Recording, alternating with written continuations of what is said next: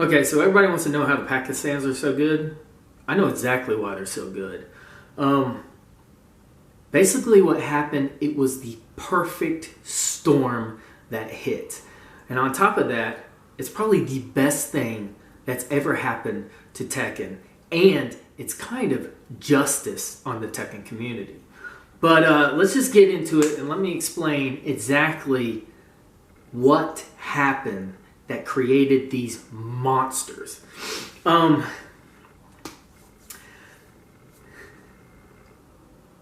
What happened is they came across something that the entire Tekken community missed.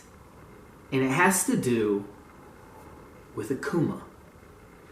Alright,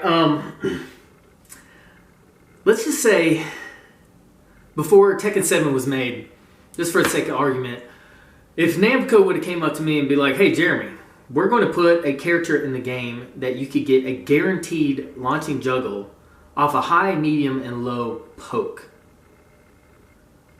First thing I would have said to him is, oh, so basically you want a character that'll dominate tournaments. Let everything I just said sink in for a minute. Since Tekken 1 all the way up to present day, do you know how many characters have been able to do a launching juggle off of pokes? Not counter hits. Guaranteed launchers off of pokes. 2. Geese Howard and Akuma. And after Season 3 hit, now it's only Akuma. And he's doing this to the entire Tekken community. You know what astounds me is how everybody missed this. Except for one little shithead. Super Akuma. Now, that motherfucker knows what's going on, too. Because when he says things like, just backdash him. Yeah, right, kid. Just backdash you while you're trying to jump in and you're not going to get a poke. Man, get the fuck out of here. The thing about it is he was very intelligent about the way he went about this. He knows what the fuck's going on. And let me explain this again. Think about, and this is a design flaw. Think about Akuma, the way he does launchers. He jumps in, or he pokes you with a full bar, or he has a power crush move that will launch you. Well, he jumps in, you knock him out of the air, and when you juggle him, the damage is scaled down. He pokes you, let's say you low parry the poke, and the damage is scaled down, right? And when he goes to his power crush move, the only way to stop that is you hit him with a low or you throw him because he can't break the throw. So you got a character, and here's your life bar, that if he does a jump kick, if he does a poke launcher, he takes about this much to this much of your life off, right? Okay? And he does a jump launcher, he does the same thing. But when you're hitting him back and punishing him, you're only taking off about this much because damage is scaled down. Taking off this much, or a throw, or a poke to stop him. Alright? And nobody caught this. It fucking astounds me that somebody even like me, as much as he loves fucking pokes, didn't catch this. Alright, so, and Super Akuma got away with it because everybody was focusing on the juggles that he was doing that was taking full life. And the thing about it is Akuma's difficult. He's a Street Fighter character, so everybody just kind of overlooked it. But, and Super Akuma was very intelligent with the way he fights. He only used that when he needed to. It isn't like he spammed it. He used every bit of Akuma to do this shit, to do this stuff, and it just became overlooked. And, but the Pakistans picked up on this. Every single one of them play Akuma. Alright, so you got the Pakistans who are playing Akuma, right? And they're one of the last place in the world that are still doing arcades. When everybody else is getting dismantled, and the thing is, arcades simulate tournament-style play. Because you're with an opponent, a little bit's on a line, there is no lag, and it's direct punishment so they can refine their skills of being beside the person that they're playing. On top of that, Now, every single one of them are playing Akuma. A character that if he pokes you, takes off this much. And you punish him with this much. So, if his level is up here, and if you want to use a Tekken character against somebody like this, you have to make yourself up here. And then, you know, it keeps escalating from this. So you got, if you want to win with a Tekken character against an Akuma who pokes you and takes this much off, and you only punish this much, it means your defense has to be on par, and then you have to chip him away. Think about Arslan Ash's fighting style. He is designed to take killers like this out. And these monsters are practicing in a tournament environment in one of the last places on earth that you could go to arcades. The rest of the world's getting dismantled. All their arcades are getting dismantled by poor business decisions of how to run them and just overpricing for shit. Like arcade units and stuff like that. So these killers are fucking cutting their teeth and refining their skills on a design flawed character. And here's the important things of why I'm telling everybody this. Everybody can learn from this. This is from Harada to Namco, all the way to the pros, all the way down to a noob. The reason I'm explaining this is because everybody can learn from this, and we need to learn from this. So you got these killers in this fucking dungeon, learning, refining their skills on this broken character where they have to have their defense up to par. And they have to chip away, right? What's the rest of the world doing at this moment? Bitching and moaning and fucking complaining about characters and getting nerfs and dragging people down. And what they're doing over there in Pakistan is they're just rising up to the occasion. Oh, this is broken? Let me fucking find a way to beat them. And then boom, boom, boom, boom. And they're just upping their game. While the rest of the world is looking at characters saying, hey, this guy's too strong, bring him down. Hey, I need this one up. And they're just murking the waters.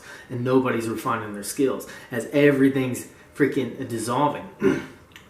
Right at the exact same time that Namco's wanting to up the game and stuff like that. And they're like, well, we should listen to these guys. They probably know what they're talking about. And they're pandering to this. While these killers are off in the secluded part of the world, refining their skills. Everybody else is dumbing themselves down. Right? And what I'm saying is, this is a great learning experience. Oh, and, okay, the main man just met Harada like a week or so ago. Adrian, thank you for that video. It was awesome. Now it could be a two-way conversation. I'm going to link that in the description so everybody should watch it. Because now you can see where they're coming from. And such an important video because one of the things that stuck with me the most is when Harada said what frustrates him the most is when the Tekken community will act like Harada and the team don't love the game as much as they do. And I could see that. That's why I was saying be respectful, that we're all on the same team. You can feel the love of the game when you look at it. You can feel the legacy and the love and the attention to detail and then want to do the right thing. But he also said that the decisions they were making is they were listening to the majority of the community to make some of the decisions. And I saw that in the design of Season 3. But the thing is, I agree when it comes to quality of life stuff, but I have to respectfully disagree when it comes to the core of the game and the design of characters. You cannot listen to the Tekken community when it comes to that stuff. Because what's going to happen is, even if it's on a subconscious level, they're going to try to find a way to drag other characters down so they can find a way to beat them. And that's what's going on. You cannot mess with that. As long as characters follow the unwritten rules of Tekken, I don't give a fuck what's in the game. Because that's what makes it balanced, is the unwritten rules of Tekken. But you can't listen to them. Like, probably all the people who were complaining were like noobs. They were coming in and getting their ass kicked. And they're like, oh, fuck, I don't like this. I want this out. Bitch, shut the fuck up and get better and get in the lab and find a way to get out of this. And you can't even listen to fucking badasses like Nia and JDCR. You just can't do it. Even subconsciously, they'll be like, finding ways for them to win. I mean, Asking them something like that is like asking an NFL quarterback how to make the rules for the NFL. I mean, have you ever listened to fucking interviews with these NFL quarterbacks? So that was a close win. What was going through your mind? Well, I have to thank the offensive line. They're the real heroes here, and the defense, they made some good plays. The other team made some good plays, and we made some good plays, but we just had to find a way to win. You think these fucking ding-dongs should be making decisions on how the fucking NFL's ran? No, they're programmed to kill on the field. JDCR and NEAT are programmed to kill in Tekken, not design characters, not design the game. And that's where I have to respectfully disagree. But I do, like, if you wanted to listen to, I would listen to, like, if you wanted to buff a character, go to somebody who mains that character, because they'll know better they'll know better than you guys, they'll know better than me and everybody else what that character needs. For example, like JDCR said when Armor King came out, he was missing something. I don't know what it was, but he was talking about a sidestep move where it's a 2-hit and you could delay the second hit. And it was something very important to him, and that would seem minute to me and everybody else.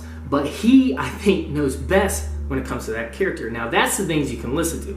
Not when it comes to freaking murking down the water, because what's happened is people have been dragging down looking at characters and not refining their skills like those monsters in the dungeon of Pakistan in a tournament environment, cutting their teeth on a broken-ass character who has broken-ass moves. Now, okay, so the Pakistans have been refining their teeth on this flawed character. And here's another learning experience from this. And if I'm just saying this, if there's ever a Tekken X Street Fighter, and I mean this, I am dead serious when I mean this, you do not need to respect Street Fighter or any other game. And I'm saying this and I mean this right here. Tekken is the superior design fighting game. You turn those characters into Tekken characters because this is the superior design fighting game. And I don't give a fuck what anybody says. I don't give a fuck about their opinion. It just is. This is chess. The other games are checkers. We brought checkers into chess by trying to respect that. And it's not working because it breaks the rules of Tekken. So that's a learning experience, and it's also a learning experience. And this is what I've been trying to freaking tell everybody, is don't nerf characters. You keep them strong. And if a character is missing something, you make that one strong. And that makes everybody has to rise to the occasion and get better and get bigger. And that's what the Pakistans have been doing, right? Because they got this character that can, here's your life bar, can touch you with a poke. And they take off this much. And you're only punishing them with scale down, because Akuma comes in, you knock him out of the air, the damage is scaled down. You low parry his pokes, the damage is scaled down. You poke him, you throw him, that's it. So you're only taking off this much when you punish him, and he's taking off this much from a poke, and that's your life bar.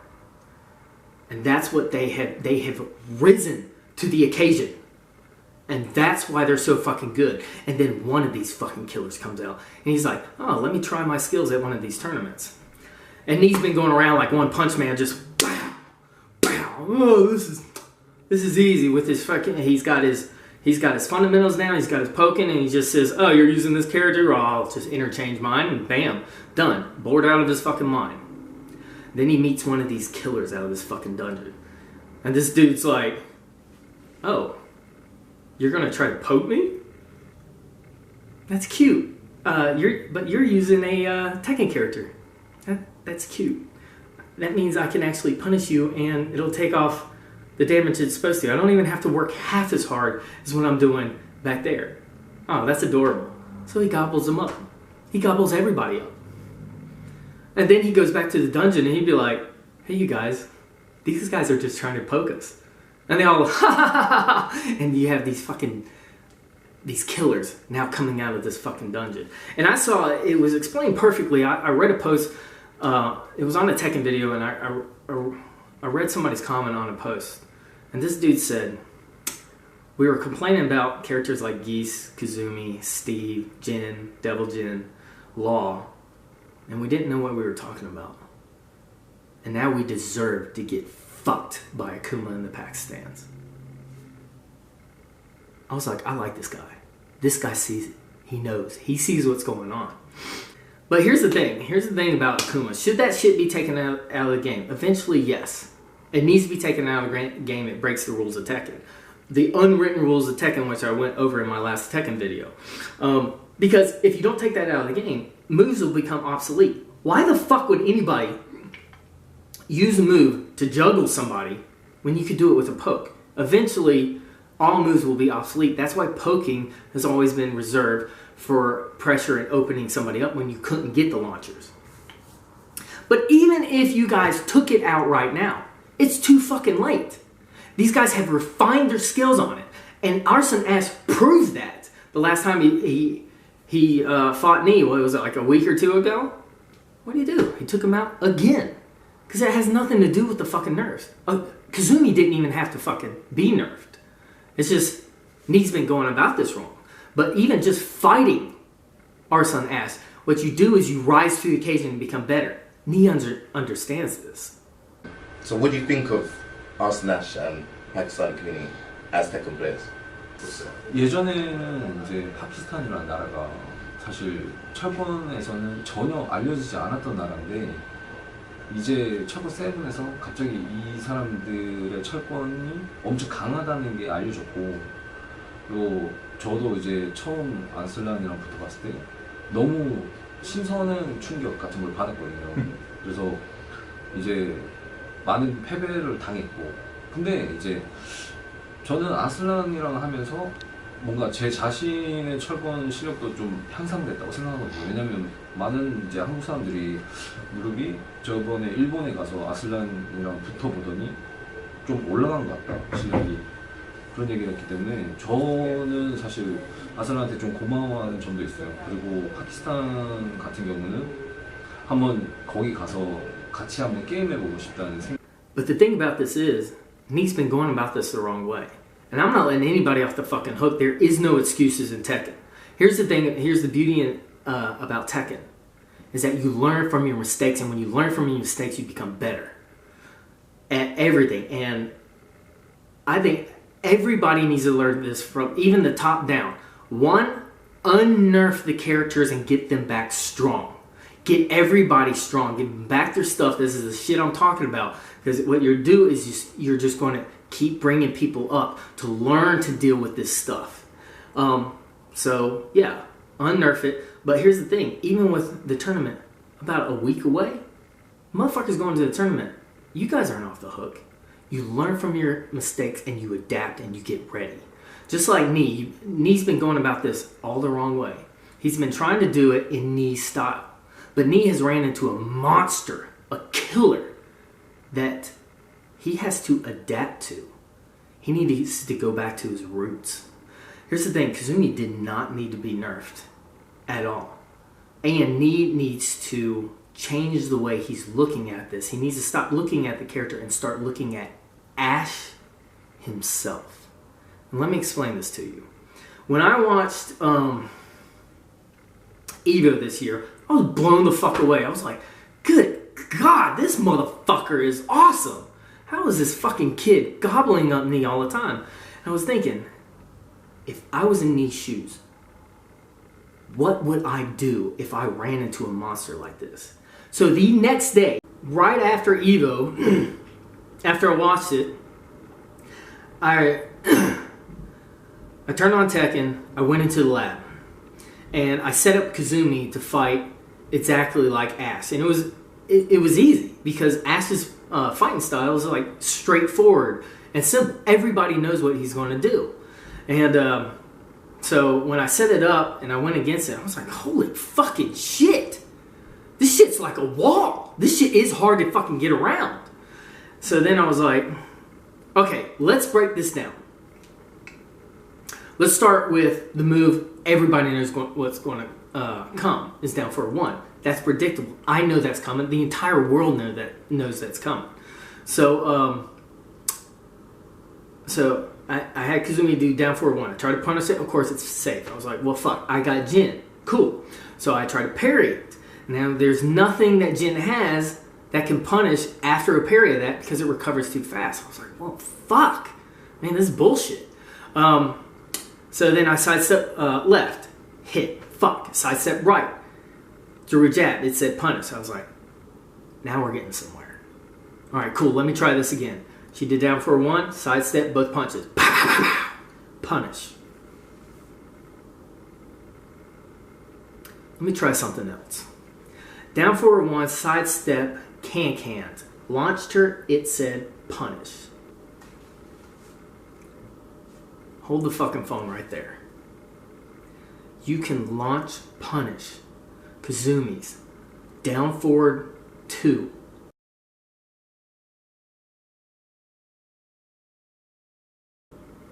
Season 2. Holy shit. Now I'm not gonna lie. The window was extremely tight. Like you had to be on. Get that right, perfect sidestep and launch, but you could launch punish it. So I started thinking, I was like, well, fuck. If I did that in tournament, when the nerves would be on, my timing would have to be perfect. I can launch punish it, but if I whiff that, Arslan Ash would not hesitate to fucking launch punish me, even if I use the both punch buttons. I have an idea. Let me take out Jin and put in Kazuya. Why Kazuya? Because he has the fastest electric in the game. Down for a 2, sidestep right, electric. And if I miss it, it's safe. Pushes her back. Fuck. If Nee gets in the lab, and he has the skill, he gets the muscle memory to start punishing down for a 2. He knows it's coming. Everybody knows it's coming. Now, next time they fought in a tournament, the first time Ash did that, he'd think it was a fluke. He would test the waters. He'd gum up and do down forward 2 again. And he would launch him, but by then, Nee's probably already won that round. The next round, he'd come and try to do it again. And he would launch it, take half his life.